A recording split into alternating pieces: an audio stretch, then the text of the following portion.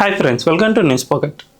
మనందరికీ తెలుసు, world economic forum ప్రతి సంవత్సరం ప్రపంచ పెట్టుబడులకు సంబంధించిన ఒక ఫోరంను నిర్వహిస్తూ ఉంటుంది. దీనికి మన దేశం నుంచి అన్ని రాష్ట్రాలకు దాదాపుగా ఆహ్వానం అందుతూ ఉంటుంది. ఈ దేశంలో అభివృద్ధి చెందుతున్న రాష్ట్రాలు ఏవైతే ఉన్నాయో వాటన్నిటికీ కూడా వరల్డ్ ఎకనామిక్ ఫోరం ప్రత్యేకంగా ఆహ్వానం అందిస్తూ ఉంటుంది. దీనికి మన AP CM Chandrababu Naidu and Telangana CM Revanth Reddy గతంలో హాజరయ్యారు. చంద్రబాబు నాయుడు అయితే చాలా సార్లు ఈ ఎకనామిక్ ఫోరంకు హాజరవుతూ ఏపీకి కావాల్సిన పెట్టుబడులను ఆహ్వానిస్తూ ఉంటారు. ప్రస్తుతం కూడా ఈ దావోస్లో వరల్డ్ ఎకనామిక్ ఫోరంకు సంబంధించిన పెట్టుబడుల సదస్సు జరుగుతుంది. ఇందుకు తొలిసారిగా అస్సాం నుంచి హిమంత బిశ్వ శర్మ సైతం హాజరయ్యారు. గతంలో మనందరికీ తెలుసు, ఈశాన్య రాష్ట్రాలు అంటే అసలు ఎందుకు పనికిరానివి, అవి లోయలు లేదంటే పర్వత ప్రాంతాలు, అక్కడ అభివృద్ధి అనేవి లేవు, మౌలిక సదుపాయాలకు సంబంధించిన దాఖలాలు సైతం లేవు, రోడ్లు అస్సలు అక్కడ నిర్మాణం జరగలేదు, తద్వారా అక్కడ పెట్టుబడులు పెట్టేందుకు అసలు అనువైన ప్రాంతాలే కావు అనే మాట ఉన్న నేపథ్యంలో ఇప్పుడు అస్సాంను సైతం వీళ్ళు అభివృద్ధి చేసి చూపించారు. తద్వారా ఇప్పటికే ఆ రాష్ట్రంలో ఒక మొబైల్ మ్యానుఫ్యాక్చరింగ్ యూనిట్ను సైతం స్థాపించారు.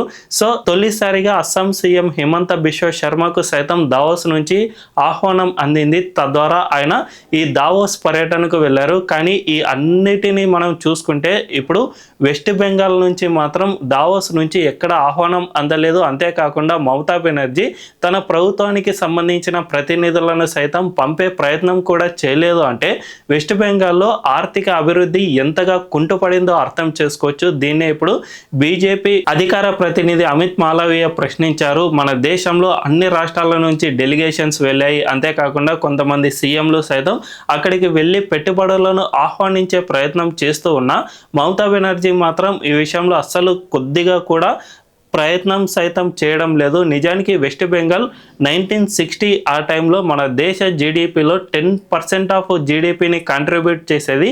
సో అంత గొప్ప రాష్ట్రమైన వెస్ట్ బెంగాల్ ఇప్పుడు కనీసం ఈ ఉనికిని చాటుకునే ప్రయత్నం సైతం చేయడం లేదు. ముఖ్యంగా మమతా బెనర్జీ 2011లో ఎప్పుడైతే అధికారంలోకి వచ్చారో అప్పటి నుంచి ఇప్పటి వరకు ఆ రాష్ట్రం నుంచి 2011 నుంచి ఇప్పటి వరకు ఏకంగా 6,000 కంపెనీలు బయటికి వెళ్ళిపోయాయి. అంటే ఇది మామూలు విషయం కాదు. మమతా బెనర్జీ అభివృద్ధికి ఆటంకంగా ఏ విధంగా తన పాలనను కొనసాగించారు అని ఇప్పుడు బీజేపీ విమర్శలు వ్యక్తం చేస్తుంది.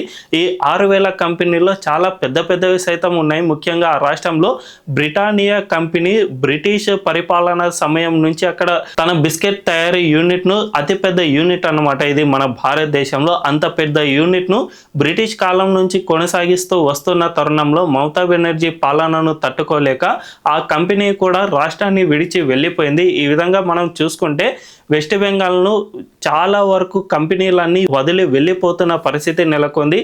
మనందరికీ తెలుసు, 2025 ఏప్రిల్ ఆ సమయంలో మమతా బెనర్జీ ఒక కీలక నిర్ణయం తీసుకున్నారు. అదేమిటంటే జనరల్గా అన్ని రాష్ట్రాల్లో ప్రభుత్వాలు ఈ ప్రైవేటు సంస్థలు రావడానికి, ఇక్కడ పెట్టుబడులు పెట్టడానికి కొన్ని అలవెన్స్లు అనేవి ఇస్తూ ఉంటాయి. మనందరికీ తెలుసు, ఈ పవర్ అలవెన్స్ లేదంటే వాళ్లకు నీటి సదుపాయాన్ని కల్పించడం, దీనికి సంబంధించి ప్రభుత్వం తరపున కొన్ని నిధులను ప్రతి బడ్జెట్లో విడుదల చేస్తారు.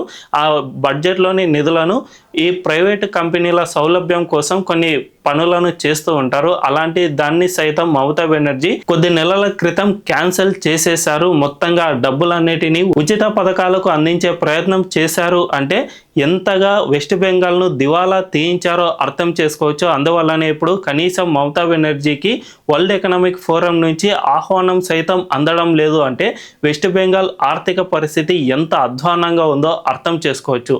మరి ఈ విషయంపై మీ అభిప్రాయం ఏంటో కామెంట్ల రూపంలో తెలియజేయండి. అండ్ ఈ వీడియో కనుక మీకు నచ్చినట్లయితే ఖచ్చితంగా మా ఛానల్ను సబ్స్క్రైబ్ చేసుకుని బెల్ ఐకాన్ క్లిక్ చేయడం అస్సలు మర్చిపోద్దు. Thank you.